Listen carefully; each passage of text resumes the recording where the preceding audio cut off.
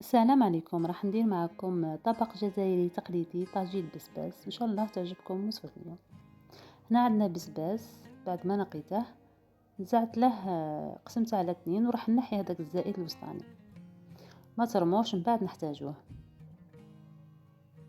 راح نغسله مليح ونديره في الكسكاس يفور. كي نفوروه نص طياب باش يكمل الطياب تاعه في الطاجين. هنا في طاجين درت شويه زيت، ملعقه صغيره زبده، وضفت اطراف الدجاج نقليهم مليح مع بعض.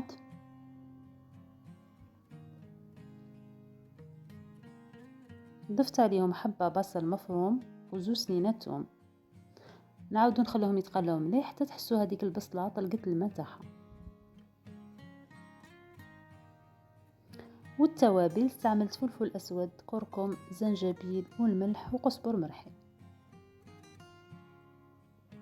هنا لازم تخلوه يتقلى مليح مع التوابل باش يجي الطاجين تاعنا بنين.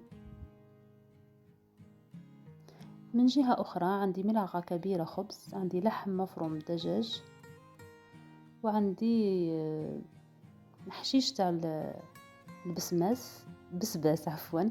هنا راح نقطع القزبر، ضفت القزبر وضفت الخبز، وبعد ما فار البسباس تاعنا هذوك الزوائد اللي نحيناهم قبيله راح نزيدو نضيفوهم للحم.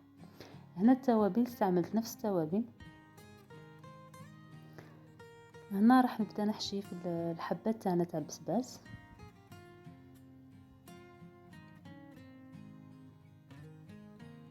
يكون الدجاج تاعنا نص طياب،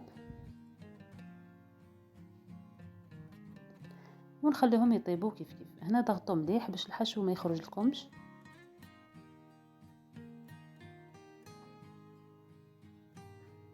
هنا راح نديرهم في الطاجين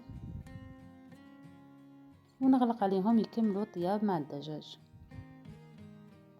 من جهة اخرى كان عندي الزيتون مغلي، وعندي الحشيش تاع البسباس، قلت لكم ما ترموش نزينوا به. راح نضيف الزيتون ونزين بالحشيش تاع البسباس. واللي شي مشترك في قناتي نتمنى يشترك في القناة. نقول لجمهوري وقيلا ما واش يعجبكم لي فيديو تاوعي، قولوا لي واش ما واش يعجبكم باش نغير ولا نبدل باش يكون دائما افضل. نقول لكم يعطيكم الصحة والسلام.